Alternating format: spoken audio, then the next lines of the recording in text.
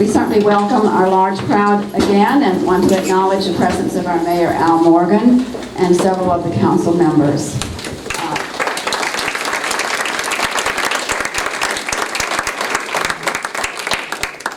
I am Sharon Davis, the League's Vice President for New Providence.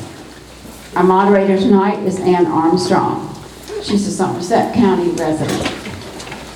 Shortly, she will begin the forum, but first, a few words about the League as an organization.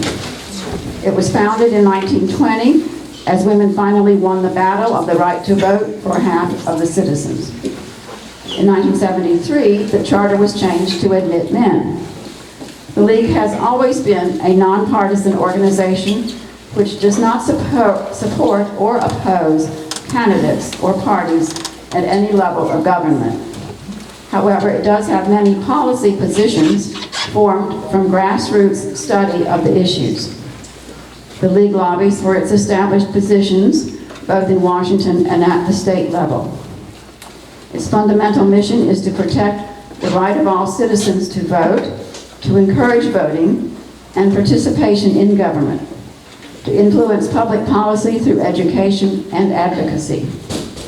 Tonight's forum is part of voter education. So let's begin. Please welcome Ann Armstrong.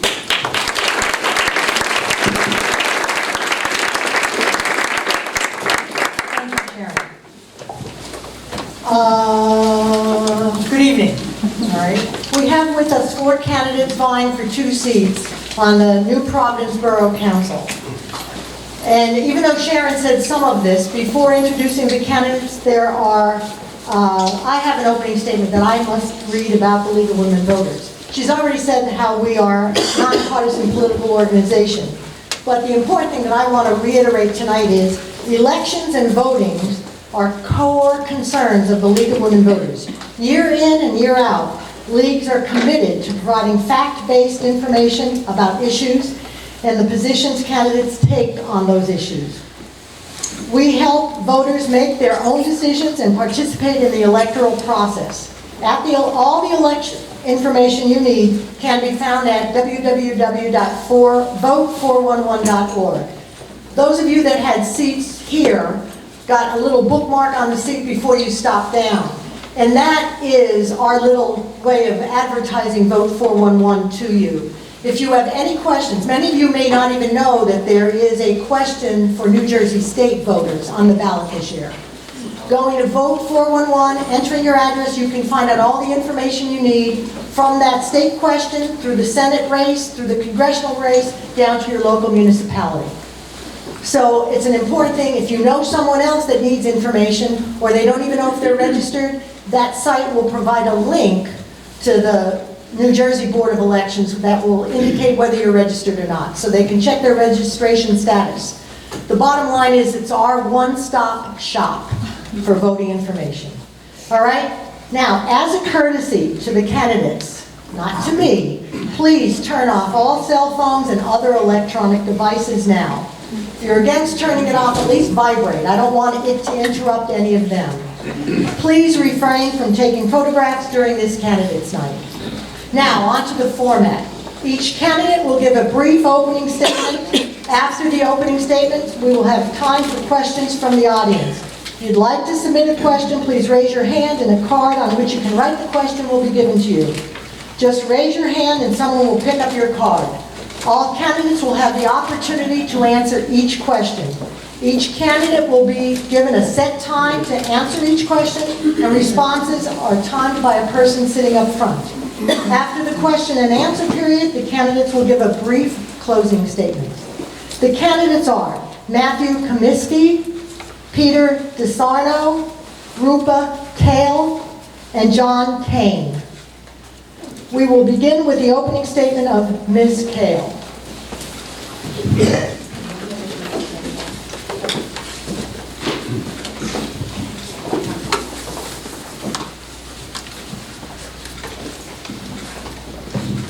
Good evening, everyone.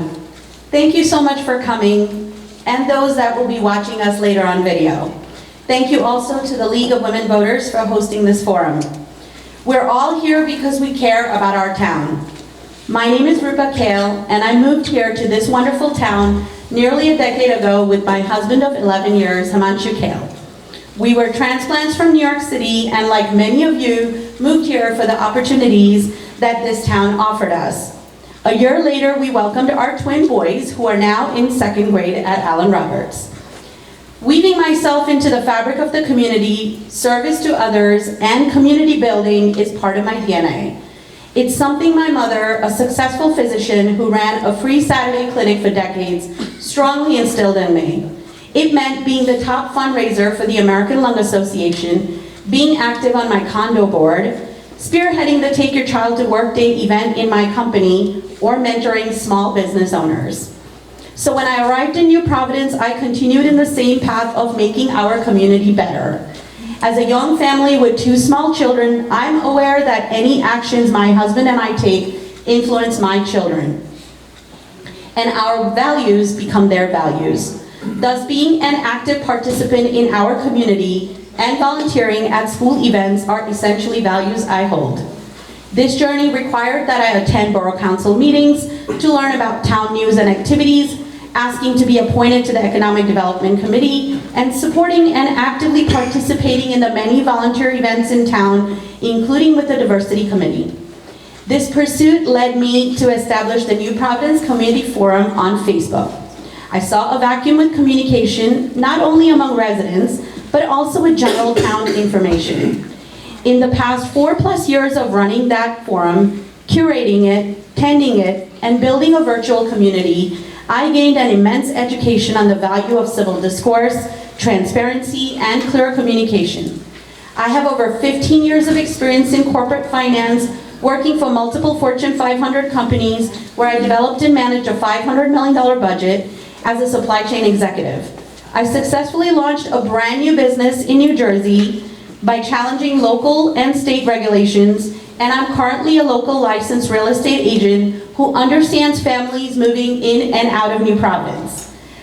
I'm running to be your voice on the council. I promise to work hard as a team with the rest of the council members, and I would like to be your councilwoman. Thank you.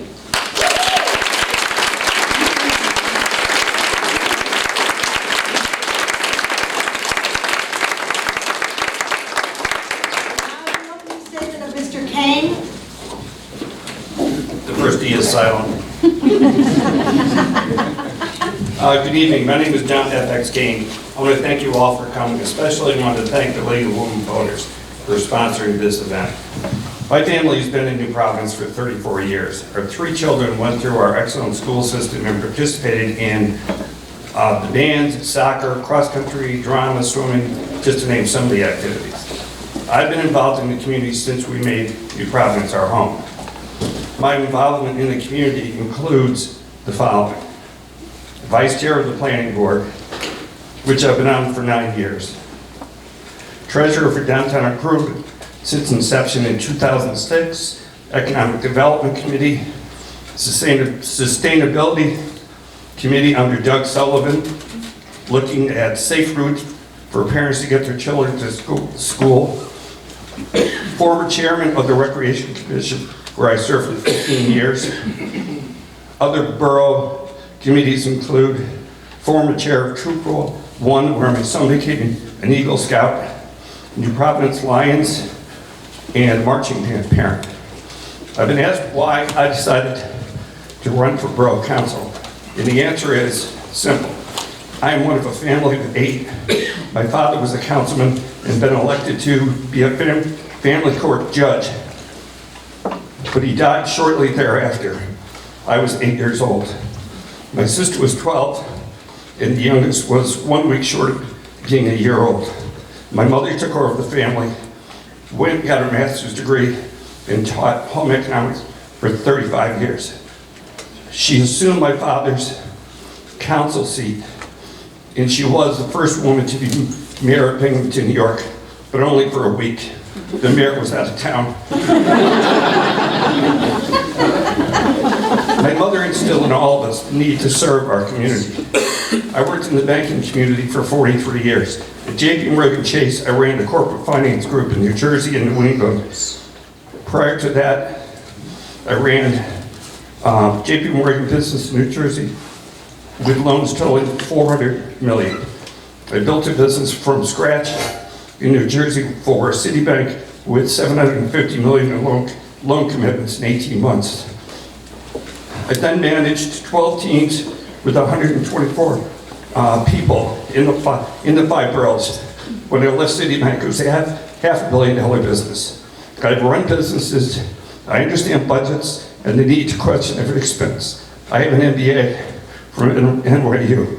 I have the experience through my community service and financial background to undertake this position, and I'm excited to get started. Thank you.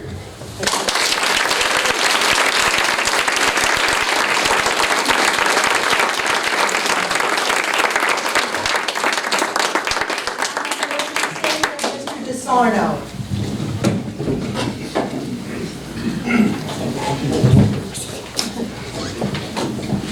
Good evening. Before I begin, I'd like to thank the League of Women Voters for organizing this event, my fellow candidates, and the residents in Providence for coming out. This past summer marked the 20th year's anniversary for my wife Mary and I since the time we purchased our home. Our story is likely similar to yours. We were initially drawn to the community due to its schools and quaint downtown. Over time, we were blessed with 3 daughters, Paige, Brooke, and Claire. In the years that followed, my parents, sister, and her family also moved to town. We made many wonderful friends along the way. Now, why would I like to serve? Is it because I have 3 teenage daughters at home and I need a reason to get out of the house? Well, perhaps. Friends and neighbors, my reason are simple and pure. It is because I love this town, and it's because I have the skill set that I think I can make an impact on council. Serving on this community is not something new to me. Over the last 4 years, I've been on the zoning board, being an impactful board member. I serve on the New Providence Economic Development Committee, a committee where I have the perspective of a CPA who's worked with many small business clients. I am also a long-standing member of the New Providence Lions Club, an organization that does so much good in our community. I also have the pleasure of working in New Providence. I'm the controller of the New Jersey Sharing Network, an organization that saves and enhances lives every day, being the organ procurement organization for the state of New Jersey. This organization is special to me. I received 2 corneas when I was younger. You see, when I was 17 years old, I was diagnosed with a condition called keratoconus. At the age of 24, I received cornea transplant, which restored my vision and forever changed my life. In fact, my right cornea was procured by the Lions Eye Bank in conjunction with the New Jersey Sharing Network. Yes, the same organization I'm the controller of today. I am also an adjunct professor at Fairleigh Dickinson University, teaching finance 1 evening a week after work. I do so because I enjoyed sharing my knowledge and educating our next generation. I'm fortunate to give back. I do so because I have a great deal to be thankful for. Because of my commitment to giving back, I was awarded the 2018 Volunteer Award by the New Jersey Society of Certified Public Accountants in recognition of my work for good causes in our community. Living, working, and a demonstrated commitment of service to New Providence has provided me with the insight and pulse of this town. As a CPA, MBA, with 25 years of accounting and finance experience, including municipal audit experience gained by working with a Big 4 audit firm, I am confident that I will represent this community well on Borough Council. Thank you.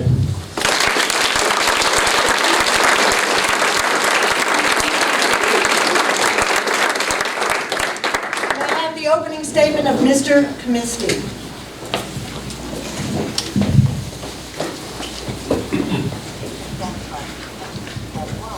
I'd like to start by saying thank you to the League of Women Voters for holding this event tonight. Thank you for all of you for coming out. Really appreciate it.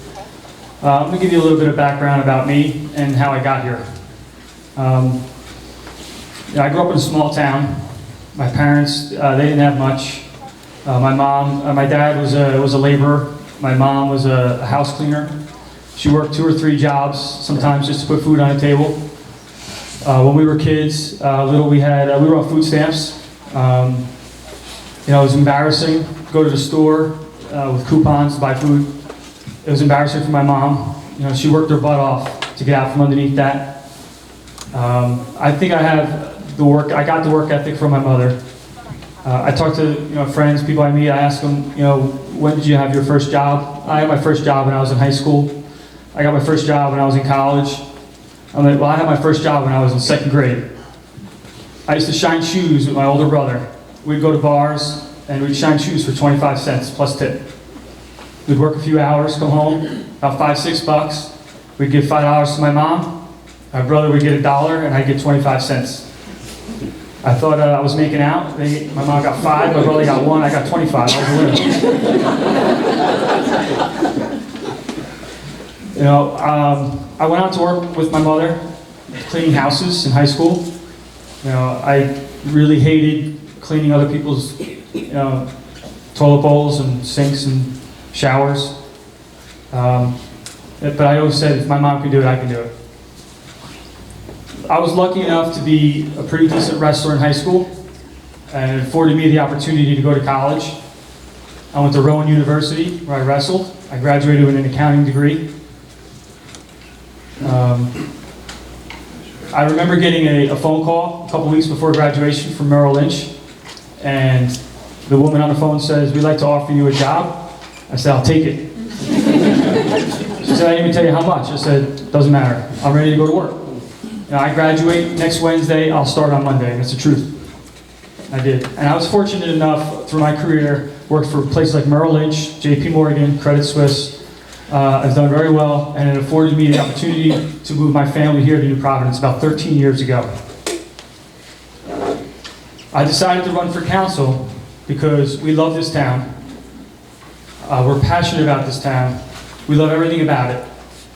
I want to give back to this town. I want to give back to the community. I know how hard it is to get here. And I want to serve on the council. I want to serve and listen to you and be your voice. Thank you.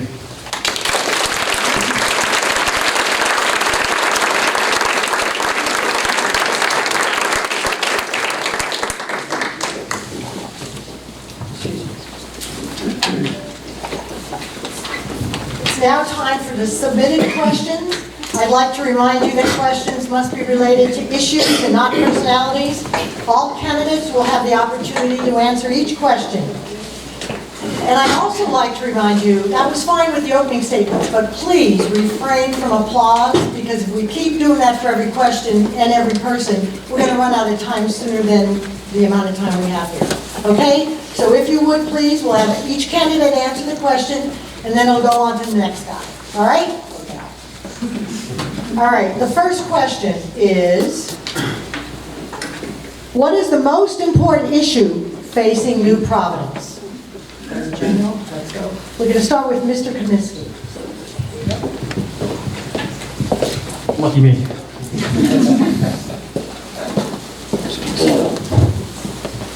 The most important issue that we face right now, in my opinion, is affordable housing. Affordable housing, is state mandated, right? It's an issue that's facing every town. Unfortunately for towns like New Providence, it's going to happen. Again, state mandated. We're about to settle with the fair share housing, and what that means is we're going to wind up having to put roughly 316 affordable homes in New Providence, which equates to about 1,180 total units, which is about 3,000 total residents. That's 25% of our population. If you think there's one school-age child within each one of those homes, it's 1,000 school-age children. The impact to our infrastructure, the impact to our schools, it's enormous. Okay, thank you. Ms. Kale, most important issue facing New Providence. Thank you so much. So, what makes New Providence great? I mean, as a realtor, I can tell you our biggest value asset in this town, our property values, is what makes this town great. It's our 2 train stations. We're very lucky we have 2 trains on the Midtown Direct Line, but our commuters' lives have been really miserable for the last several months. And over the last year, New Jersey Transit has been a really big pain to deal with, and I can tell you if New Jersey Transit continues to implode, our property values are gonna go down. So I honestly feel like we need motivated leadership to, deal with New Jersey Transit, deal with the state, and come up with a plan to really address this issue because it really affects our bedroom community. Thank you very much. Mr. DeSarno. Yeah, I'll expand on what Matt just brought up with affordable housing. You know, folks, the issue, the notion of affordable housing is a good one. We live in a very expensive state. The issue, for just a little bit of background, is how the state's going about it.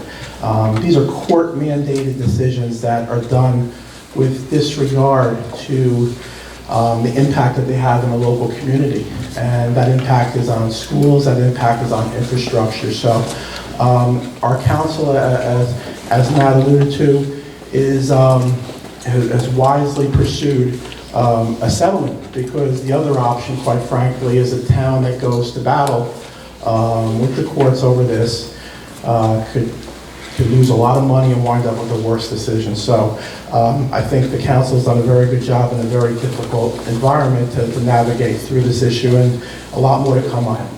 Thank you. Mr. Kane. Thank you. Just a comment on affordable housing. It's in the courts. Nothing's been decided yet, so we have to wait to see how that comes out. What I think the big thing that we're facing is a good thing. We've had great growth in this borough over the past 5 or 6 years, and it's dealing with that growth in terms of how to get around, traffic, everything, the infrastructure. That's what I think we're facing. Sorry, I'm having trouble. I said it once, I'll say it again. I'd like you to be off, please, okay? Thank you, Mr. Kane, sorry about that.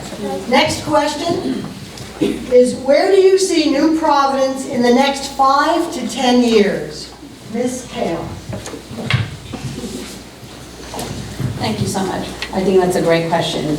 Currently, we don't really have a plan that looks forward 5 to 10 years, or at least as borough residents, we don't really know.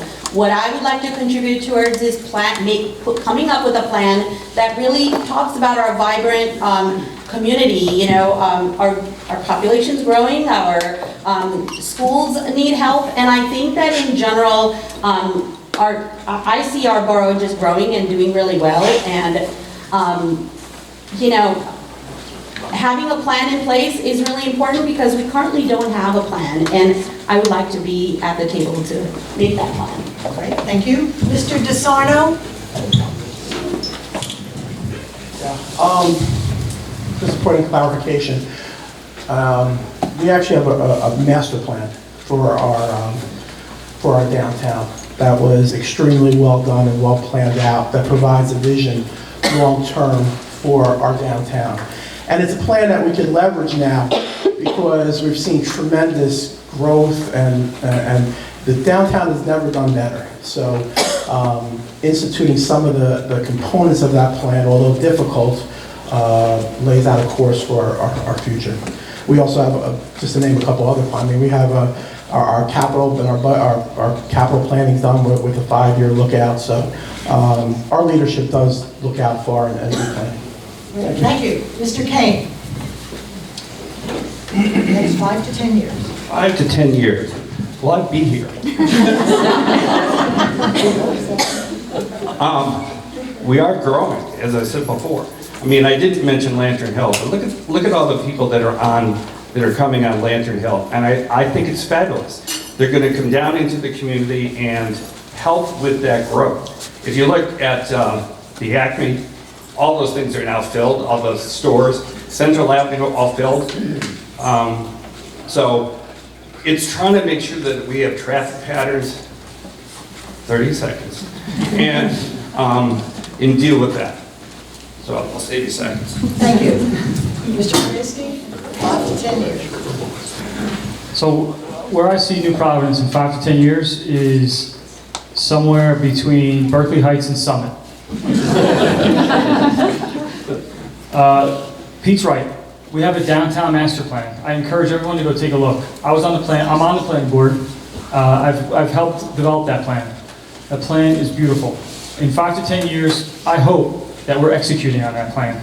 That plan has 3-story buildings with mixed use in the middle of downtown. It makes our downtown beautiful, takes care of a lot of parking issues in town. I also see our parks and our fields in 5 to 10 years continuing to get better and better to where they're state-of-the-art. I think New Providence has a really bright future, and we're here today because we want to be a part of it. Thank you. Thank you. All right, the next question. Despite lining new street parking spaces, insufficient parking remains a barrier to success for small businesses in downtown New Providence. What are your ideas for improving parking in the downtown area, aside from continuing to tell businesses to play nice together, which has and won't solve the problem? We will begin with Mr. Desai.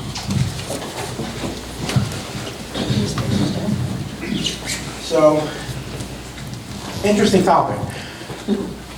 Downtown parking is difficult, I agree. But I give this for food for thought. You know, when I go to Summit Center, it takes me half an hour to find a spot. I drive around over and over again. When I go to New Providence, I generally find a spot. But what I will do is I'll jump in my car when I go to my cleaning. I'll get back into my car when I go buy a bagel. I'll get back in my car when I go to a hardware store. So let's be clear on where we can really make some improvements. I think, like I said, parking is difficult and it's going to get harder. We do have the municipal parking lot that is leased to the pool a couple months a year, but for the other time it's not. Perhaps that could be employee parking of some sort. But I think the real challenge downtown is connectivity of the parking lots. Again, working with the small business owners, which I have a lot of experience doing, and unleashing the real potential of downtown. There's been tremendous work, but I think more can be done. Thank you. Thank you. Ms. Kale? Thank you so much. So much about parking challenges are behavioral changes. I mean, people want to park right in front of wherever they want to go. If you really parked a little bit further up, if you parked by Veterans Park and you walked a little bit, you'd get a little bit of your steps in and you would still be able to do whatever you need to do. So I really believe that it's really come up with a plan for the community to figure out where people can park, and if employees are parking within designated spots that are for customers, then we need to come up with some kind of incentive or plan so that they park a little bit further away. Maybe by where the municipal center is or by the pool. I feel like we have enough parking because, like Pete said, we don't have the problems that Summit does. We just need to rejig people and have them go in a different direction. But it requires education and it requires communication. Thank you. Mr. Kaminsky? You know, we moved here almost 13 years ago, and over the first few years that we were here, we could park anywhere we wanted. We walked downtown, it was less than 50% full. The stores were empty, right? You walk downtown now, it's 100% capacity. This is a good problem, right? We painted lines in our streets, we created more parking spaces, the council worked diligently with local business owners. We bought land to create a couple more parking spaces. What can we do better? I think, Pete hit it. Employee parking, off-site, as an option. I'm sure, the council has discussed things like this. But again, it's a good problem to have. I go downtown all the time, every weekend. I'm downtown buying some, get my dry cleaning, whatever it is. Never had a problem parking. Is it crowded? Absolutely. Is that a good thing? You bet. Okay, thank you very much. Mr. Kane? So the borough has added parking, and it had two things. So if you go down South Street, you'll see that there are additional spaces. Same with Springfield Avenue. It was twofold. One to add spots, but the other thing was to calm the traffic because people were just buzzing down there in 2 lanes, and now we have 1 lane, and it's safer as a result of that.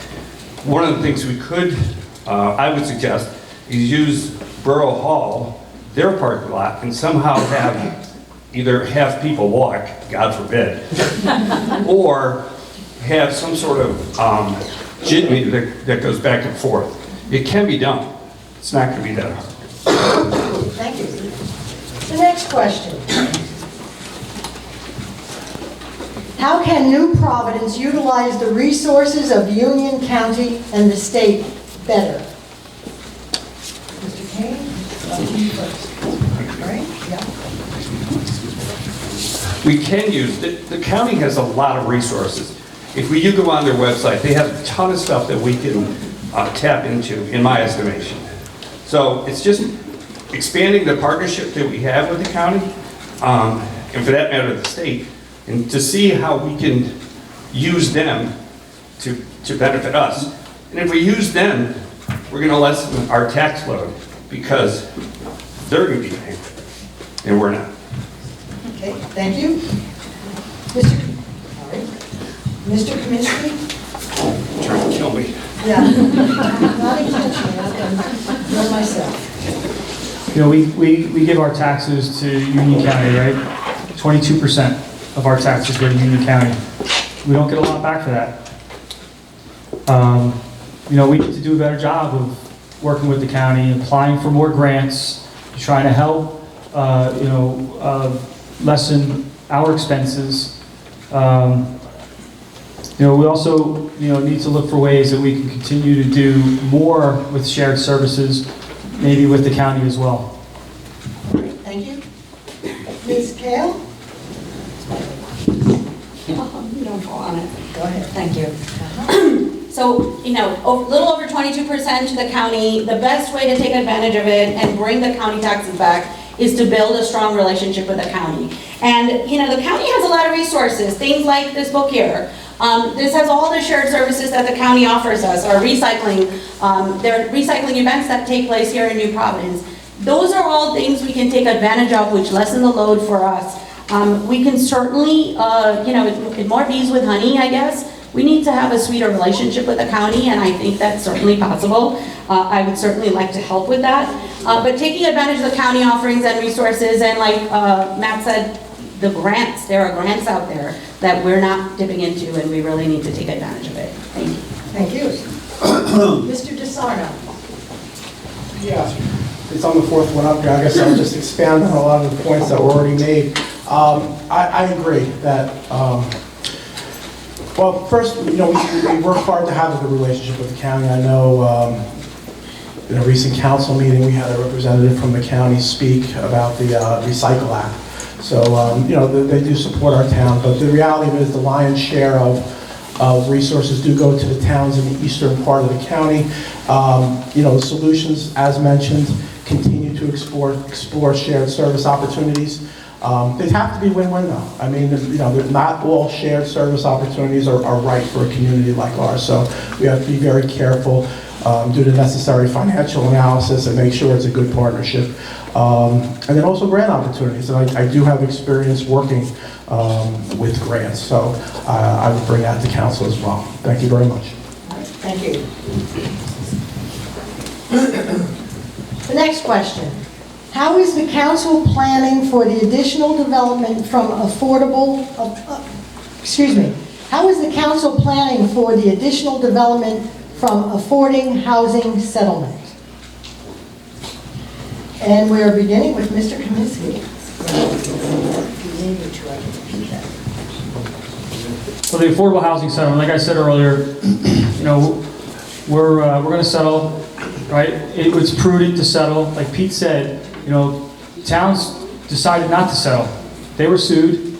They lost. They spent millions of dollars fighting it. They lost. Other towns, decided to fight it, and they wound up putting affordable housing in spots that they didn't want them, right? We run the risk of somebody coming in and buying up 3-4 houses on Pine Way, for example, and next thing you know, the builder wants to knock all 3 of those houses down, and he wants to put affordable units there. And he wants to put 5 affordable units, but he needs to build 20 units in order to do it, right? That's not what we want. The council's been very prudent. They're about to settle it. They're looking for a specific zone, which is close to transportation. It's a really good settlement, and it puts us in a good spot. Over the next, so many years, it's going to be built, and we're going to have to work very closely together with, the school board, the county, and make sure that we, we build it properly. Thank you. Mr. Kane? Thank you. It's obviously an issue, and we are working on it. We've been told by our planner that we have one of the best plans that's been submitted. There are towns in Middle and South Jersey that don't even have a plan. So we're waiting for the court to come back to us. We've submitted something. We hope it comes back the way we submitted it, but we don't know.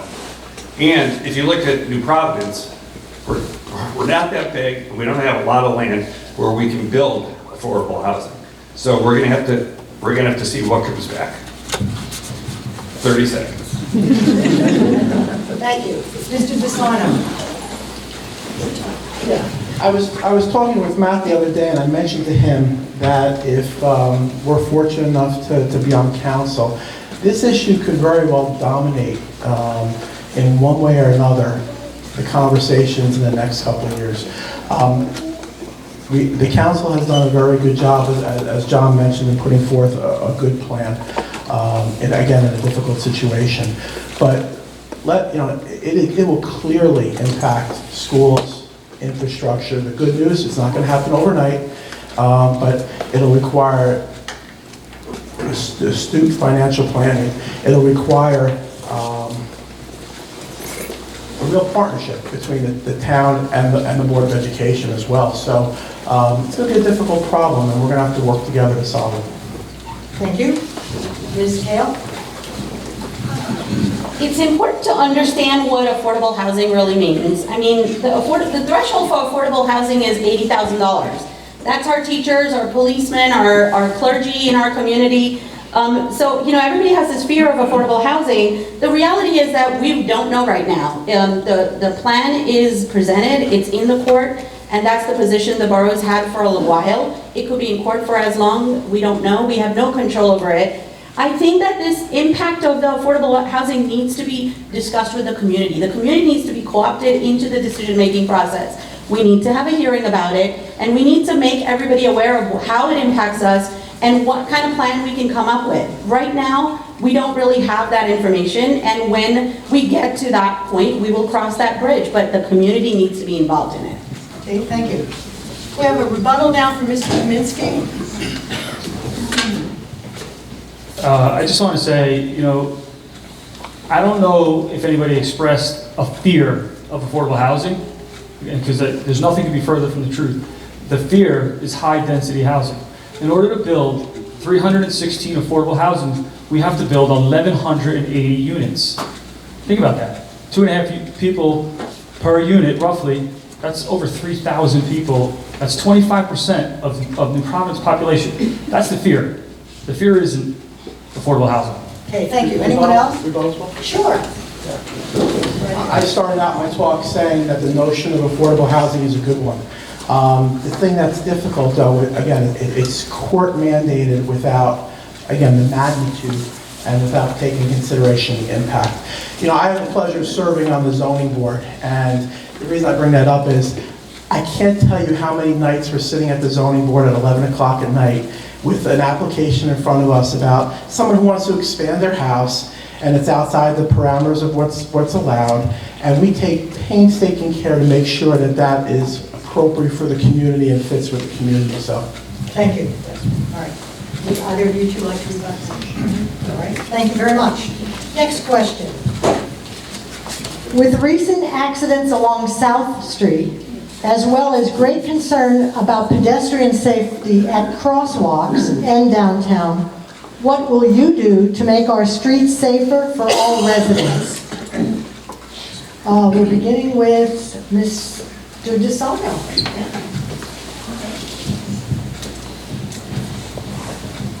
So I spoke about connectivity of parking lots and the flow of traffic.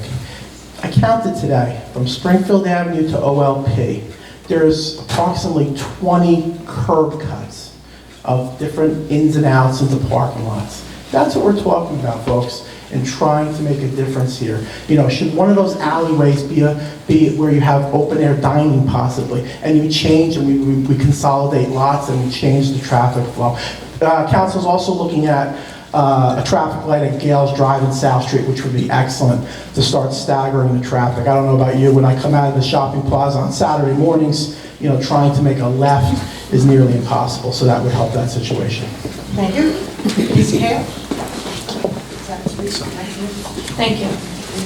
What a problem area that South Street is. My girlfriend just had an accident there, unfortunately.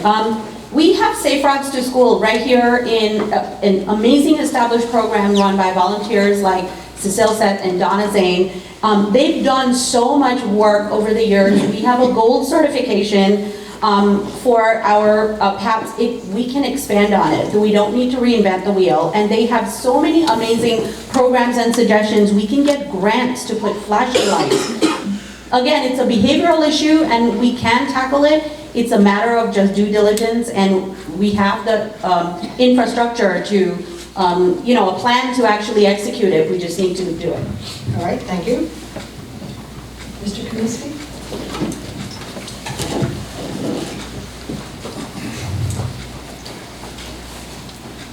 I spoke to the police department not too long ago. I asked them, how are we with how many accidents do we have in town, and how does that rate? The answer I got was, we average about 2.5 accidents every 3 days, or I'm sorry, yes, about 2.5 accidents every 3 days, which was low for the county. Can we add blinking lights by our crosswalks? Yes. I know that we've added LED lights at our crosswalks to make it brighter. We've reduced, like Pete said, the speed limit up on Mountain Avenue. Our police do a fantastic job. Honestly, at the end of the day, it boils down to, if you see an issue, let's talk, bring it to the police. Like I said, they'll study it, right? They're the experts, right? They'll know what to do. All right, thank you. Mr. Kane? It obviously is an issue. One of our issues, both those roads are state roads, county roads. So this goes back to the whole idea of working with the county to figure out how we can do this. Those orange flags are really cute, but we got to do it better. So I think what you have to do is either Matt or Pete mentioned it, get some flashing lights with a countdown so you can go from Adams to the Avenue or from NP Fuel to bars. It can be done, but we need to cooperate with the county. All right, thank you. Next question. What committee on council do you feel you would be best at and why? We're going to start with you, Ms. Hale. Well, I'd love to be on the sustainable committee. I would love to champion going green in our borough. I feel like we have a lot of great ideas that would put us in the path to being more sustainable and set an example for towns in New Jersey. And I'll just state the obvious, I'd love to be on the diversity committee. I'm on it as a volunteer, but I would love to be on it as a councilwoman. Thank you. Mr. DeSarno? With my background, I think I'm a natural fit on the Finance Committee, Planning and Development, Administration Committees. I also serve on the Economic Development Committee currently, and I would gladly welcome the opportunity to interface with our business community on that. I've also been working recently with the Sustainability Committee. I participated in the recent Free Cycle event 2 weeks ago, which was a huge success, as well as working with the folks there on looking at the possibilities and the feasibility of a green path through town. So those are all areas I have interest in as well. All right, Mr. Kane? Yep. Because of my financial background, I would like to be on finance too. Not Pete, but. Also planning and development, because I do that now on the planning board. There's a lot that can be done. I think if you bring my experience to finance, 43 years taught me something. Not much, but something. Thank you. Mr. Kaminsky? Council? The Finance Committee, I don't know why everybody wants to be on that Finance Committee. It's like the hardest one. But again, I'm an accountant, right? I prepare cash flows, I prepare budgets, I do investment analysis, investment returns, prepare financial statements for my clients every day. Obviously, I think I would be a great fit on the finance committee. Planning and development, I've worked on the planning board on the downtown improvement plan, downtown master plan. I would love to be able to be on that committee and execute that plan over the next 5 to 10 years, or help, I should say, execute that plan. Parks and fields. If you don't know what I've been doing the last 10 years, I'm a coach in town. I've been coaching basketball, I've been coaching baseball, and I've been coaching lacrosse. I'm on the board of the Rebels Lacrosse, and I am the president of the New Providence Baseball Club. All right, thank you very much. Next question, you all knew this would come, about taxes. What will you do to halt the ever-increasing taxes in New Providence? I'm going to read what's on here, but I don't know if the two things are, well, they're weirdly related. We can only take a $10,000 federal deduction. Yeah, we all can do that, but the question is, what will you do to halt the ever-increasing taxes in New Providence? New Providence has a $20 million bond debt, a $15 million school bond debt, and a $300 million county debt. Do this to you, Mr. King. So the school debt is not ours. That's the Board of Education. The other debt, I think we need to look at shared services again, so we can distribute the costs. And one of the things that people forget is, when you're going around the borough and you're looking at all the improved housing, that's why your taxes are going up. You're getting assessed at a higher value. So don't add on.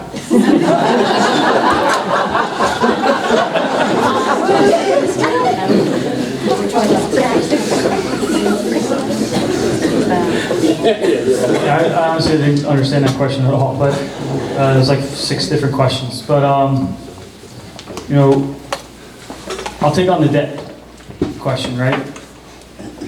We are at approximately 37, we're under 40% utilized on our debt. The amount of debt that we're allowed to use, we're under 40% used. That's actually pretty good. That debt's being used to do field improvements. That's being used to do capital improvements around town. You know, the budget goes out 5 years and projects expenses. You know, we need new fire equipment. We need new, DPW needs new equipment. You know, all of those projections, the utilization of our debt afforded us a AAA rating in town. That's pretty impressive. I think our finance committee has really done an excellent job making sure that our taxes are steady, they're minimal, and they're affordable. Thank you. Ms. Kale? Ever-increasing tax burden, wow. So something to note, you know, our property valuations have come in quite substantially, around 27 million, which translates to about 4.5% revenue growth, which is a benefit to the borough. It's to come. Same with the Lantern Hill tax bill, hasn't come in yet. These are all monies that are going to be due to the borough, and the borough has the opportunity to utilize this money. The best way to impact our taxes and bring the money back to the borough is from the county. We pay over 22% to the county, and with you know, taking advantage of those grants, not just state but also federal grants, will allow that money to come back to our borough, which we hope that we can impact our taxes more positively, because that would just mean our money that we've paid out coming back to us. Thank you. And Mr. DeSantis. Important question. I look closely at this. You know, it was only in the last 2 years that our ratables have come back from where they were prior to the issues that we experienced in this country in the early 2000s. So you have to take kind of a big picture view of where we are. We're also a AAA rated community. So what that's telling me is the financial stewards of this town have done a good job in replenishing the reserves that were largely depleted over those tough times. So taxes are our big issue. We do benefit from the fact that the increases have been kept under control. But there's no doubt. We live in an expensive state and an expensive county. So working hard and being good financial keepers of the municipal pocketbook is important. Thank you. The next question. How will extra revenue ratables from Lantern Hill, etc. be used? Any way to get a tax refund? Mr. Kaminsky, we're starting with you. How come I always get the hard ones first? What's going on here? So, good question, right? Lantern Hill came in, we got new revenues, right? Our ratables are up. Just like Pete said, it's only 2 years since our ratables got back to where they were, back in a recession. If you look, our expenses are going up. Everything gets more expensive every year. Our reserves, our finance committee has really done a great job of looking at not taking revenues and saying, you know what, we got this money, let's give it back right away. Let's reduce everyone's taxes, and then the next year, guess what? We got to buy this $1 million fire truck, so let's raise people's taxes so that we can afford it. That's not how it works. They're doing a really great job of keeping it level, looking 5 years out, and making sure that the steady revenues and expenses are like Pete said, they're looked after. Okay, Ms. Kale? I mean, it's a question of concern to everybody. Everybody wants to know when their taxes are going to come down or how we're going to corral it. When Lantern Hill was offered to our community, we were told that it would positively impact our taxes. I think it's very well worth exploring it, but I wouldn't want to dismiss it. If we have a windfall of revenue coming in, it's certainly something to address. If we address some of the other ways to get money back into the borough, maybe we could give some relief to taxpayers. But it's an option that needs to be explored because we do have money coming due to the borough. Mr. DeSarno? Boy, wouldn't it be easy for me to just say, sure, we're going to have decrease our taxes next year? And you know what? We probably could. But, is that the right thing? We live in a community where we see our taxes are steady and predictable. And there's some value in that. We also see that capital improvements are being made on a regular basis. There's many communities that don't do that. They may take advantage of opportunities like this and not continue to have a strong balance sheet. So, it all comes down to, fiscal responsibility in my book. So, listen, if I'm lucky to be chosen to be on council, I will sharpen my pencil and I'll look closely. And if there's opportunity there, certainly take advantage of it. But at the same time, I'm going to have a good, strong leadership from a fiscal perspective and making sure we're making the right long-term decisions for the town. So, Thank you. Mr. Kane? If the money comes in from Lantern Hill, and it will, we could be crazy and just spend it all, but that doesn't make any sense to me. So what I would do, if we have a capital plan, which we do, is look at things that we're going to get 5 years from now, perhaps. But the balance, I would put in a reserve fund, because look at this past winter, 5 storms. Did we plan for 5 storms? We were in Florida, thank God. But so you need that reserve fund because things happen. And if we don't plan for those, or have that reserve fund, things are going to happen. So, 15.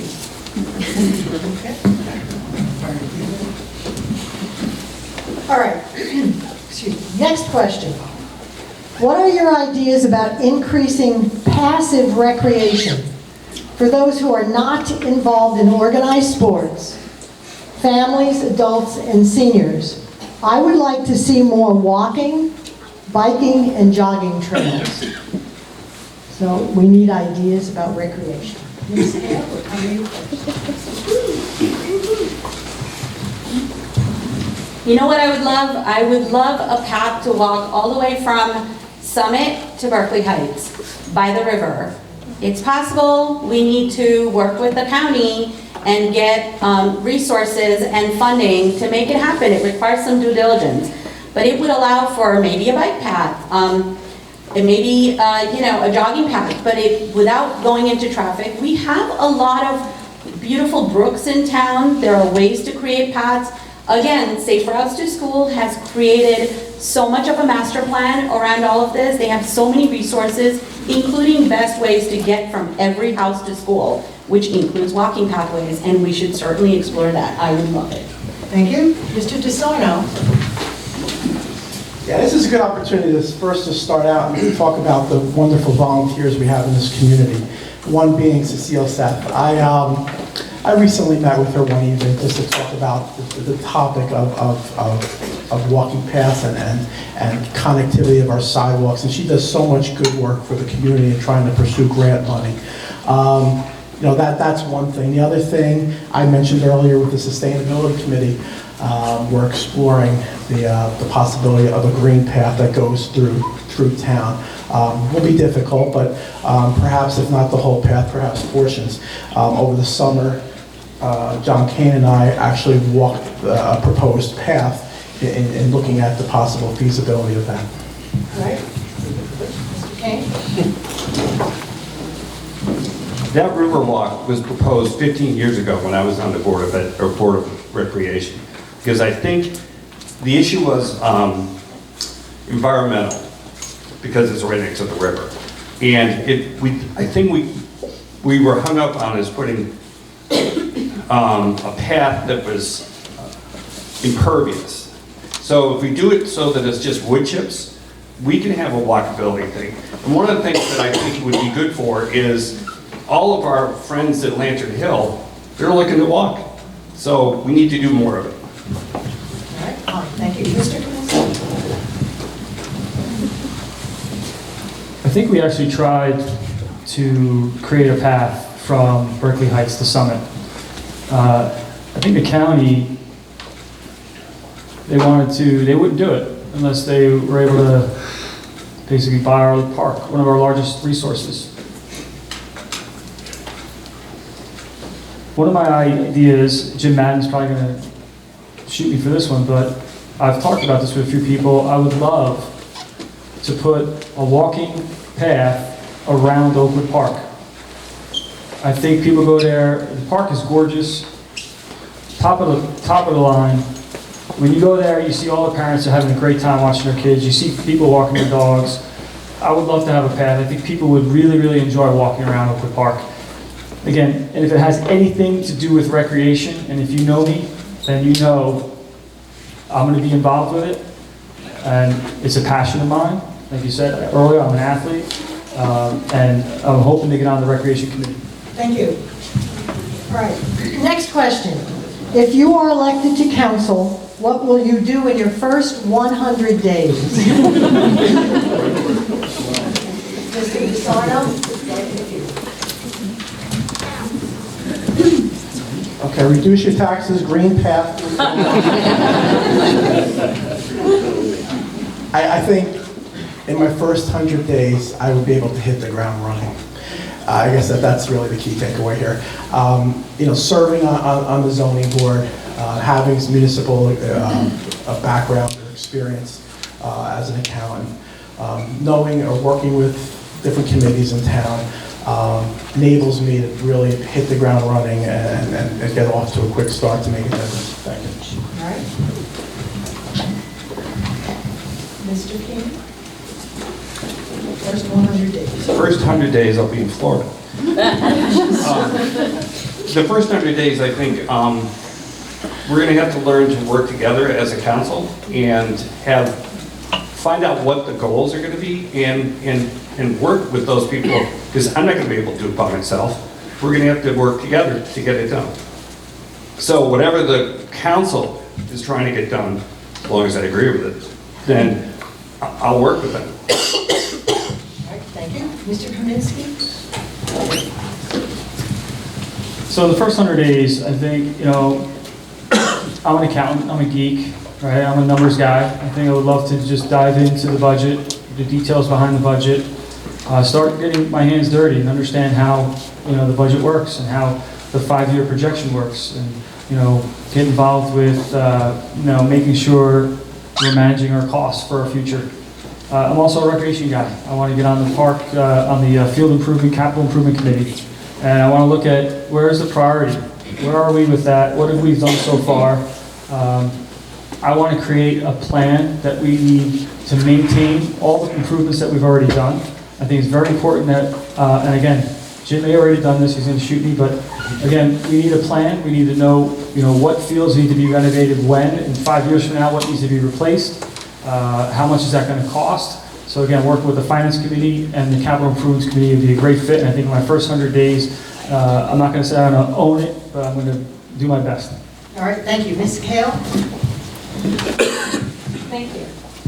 So, the first 100 days for me, I'm a newbie at this, so I'm going to spend a lot of time with a lot of people learning about a lot of things. I don't claim to know everything, but I'm hardworking, and that's what I'll be doing. But boy, would I love to get the ball rolling on bringing our website and our communications into the 21st century. That would be awesome.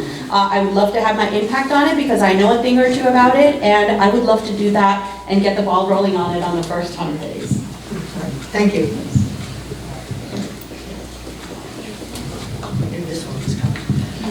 Do you support or oppose marijuana dispensers in New Providence? Mr. Kane?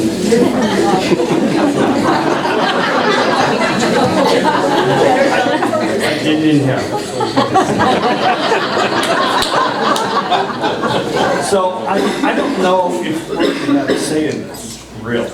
In Colorado, that has legalized it, the individual towns can opt out, and my brother-in-law opted out in his little town.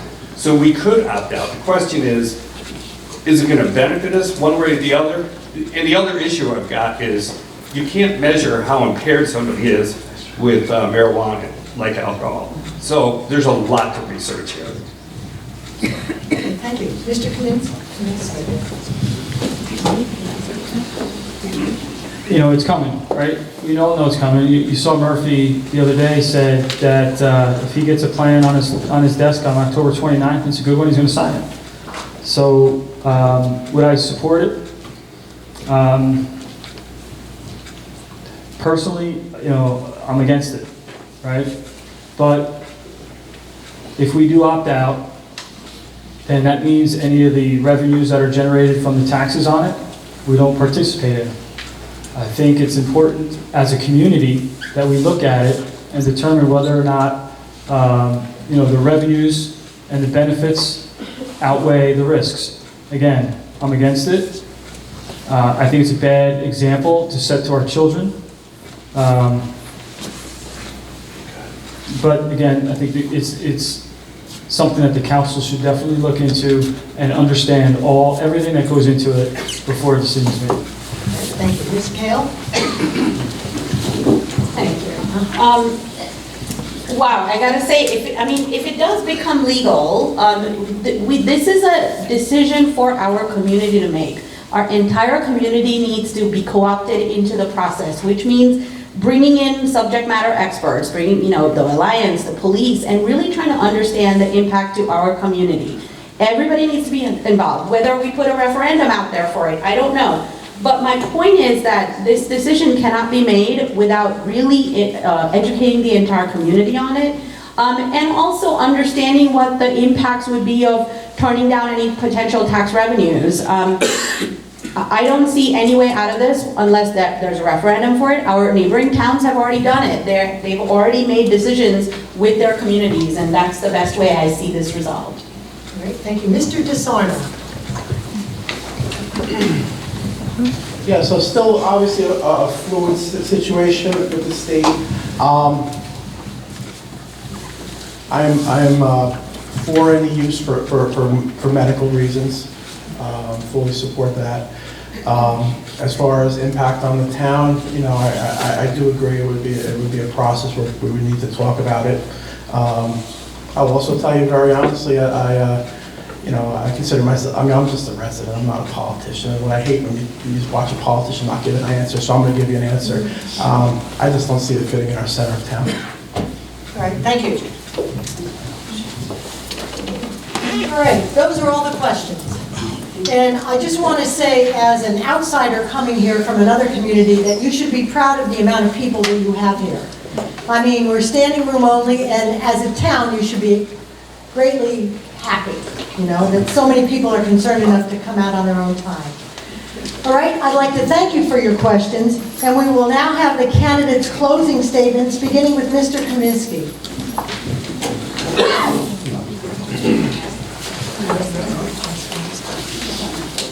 I was going to start off with come up here with a little Rocky theme, and Adrian, we did it, but, I was talking to someone last night, and they said, no, I don't do that. My opening talked about how I grew up, where I came from. That's the foundation of who I am. You know, we talked about a lot of information tonight. I hope I said everything right. I'm sure I didn't. But I want you to judge me for my actions, not my words. I've been living here 13 years. I've been coaching over 10 years. Like I said earlier, I coach baseball. I coach lacrosse. I coach basketball. I've created organizations to give kids opportunities to participate in sports outside of the local opportunities that we have in town. I've created not-for-profit organizations that raised money to give kids a once-in-a-lifetime opportunity to play in a tournament in Cooperstown. I served on our Community Activity Advisory Board for many years. I was the chairman on the subcommittee for Parks and Fields. I worked with the community. We came up with great ideas that were implemented in our award-winning field improvements over the last 5 or 6 years. I'm a current member of the planning board. I'm on my second term.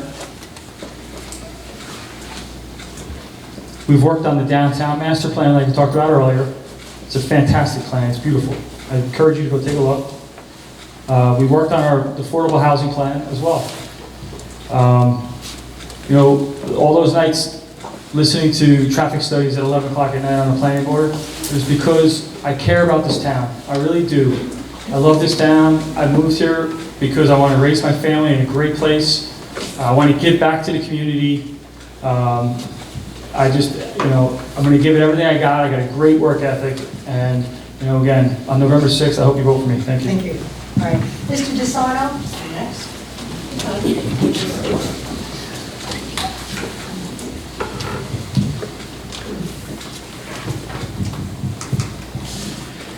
I've coined an expression to capture the warm feeling I have for this community. I call it the New Providence feeling you get when you experience the New Providence way. Allow me to explain, I'm sure you've experienced it too. It's that feeling you get when you're comfortable allowing your children to walk downtown because you know our community is one of the safest in town, in the state. That's the New Providence feeling, that's the New Providence way. It's that feeling you get when you see the work of one of our fine organizations, the New Providence Educational Fund, the CSA, our police, our fire department, our EMS. It's that feeling you get when you hear the marching band practice in the summer in the distance, or the roar of the football crowd in the fall. It's that feeling you get when you come home from work in the snowstorm and your driveway's already shoveled. That is the New Providence feeling, that's the New Providence way. Friends, I have the pulse of this town. We are a strong, proud, hardworking, welcoming, compassionate community. These are the reasons New Providence is great. That is the atmosphere I'll continue to foster. You see, when I received my corneas, I was given more than the gift of sight. I was given the gift of perspective. The perspective to know that two human beings who came from two caring, generous families in their darkest hour displayed compassion, provided me with the gift of sight. Today, I look out of the eyes. I don't know if it was a man or woman. I don't know if they were old or young, what race or religion. These are the eyes I see the world. This is the perspective I would bring to council. The perspective to see the good in people. This perspective to know what binds us as human beings is much bigger than any difference that we may have. This perspective to welcome all and bring people together. I think we can all agree today, more than ever, it's needed in this world. As your councilman, I'll be committed to fostering a special community feeling, leveraging my skill set to keep us financially strong, delivering excellent services in the community. I'd be honored if you placed your trust on me on November 6th. Thank you. Thank you. Mr. King.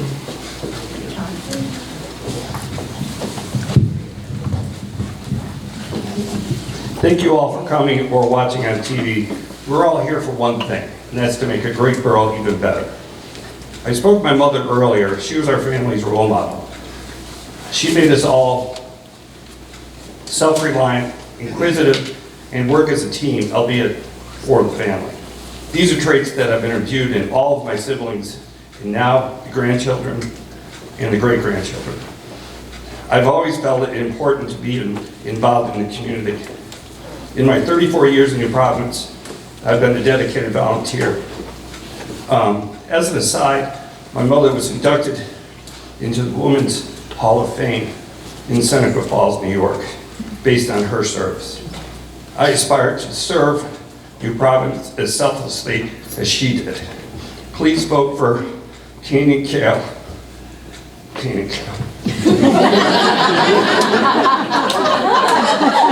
On November 6th. And remember, it's November 6th. It's the day before my birthday. Thank you.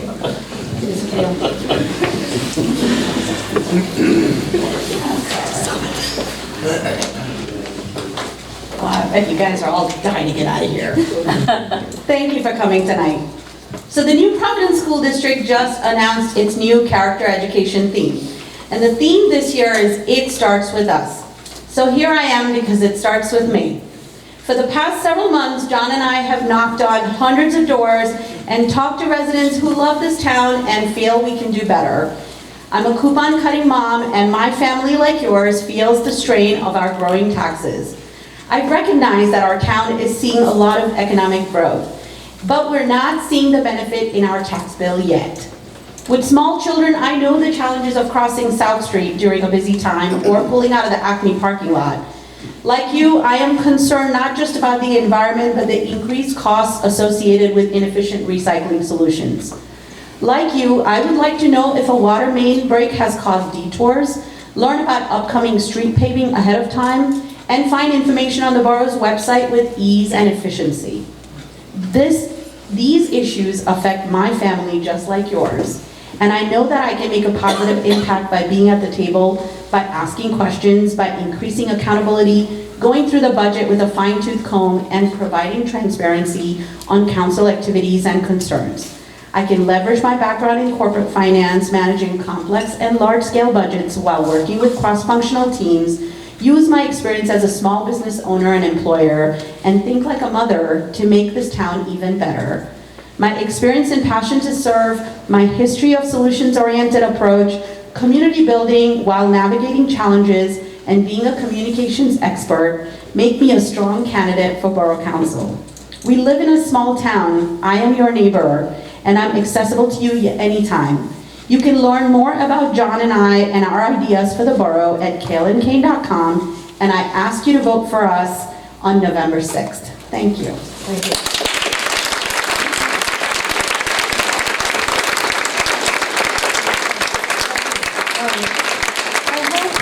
I hope you all found this evening an informative one. Please remember to vote on Tuesday, November 6th. And Sharon, I think you have something else to add? Just have a few words. I am overwhelmed with the wonderful talent that we have at these two tables. I know you feel the same way. You have been a wonderful audience, very quiet and attentive, and we are counting, I would say, 100 people in this room, 80 seated in the original areas, and a good 20 more. So this is wonderful for our town. And I do want to thank sincerely Phil Cook, who's our videographer. We probably, some of you would know, he's a faculty member at our high school. And as we did last year, he and our talented co-president, Susan Ferris-Wrights, will have the videotape uploaded fairly quickly, not by midnight, but I would say sometime tomorrow it will be available on YouTube. So I do thank you. I thank my flyer posting committee. I thank those who set up, those who vetted the questions, and the membership table. So many people do make this possible. With the crowd twice, 2 years in a row so large, we may be looking for a venue in the school system next year.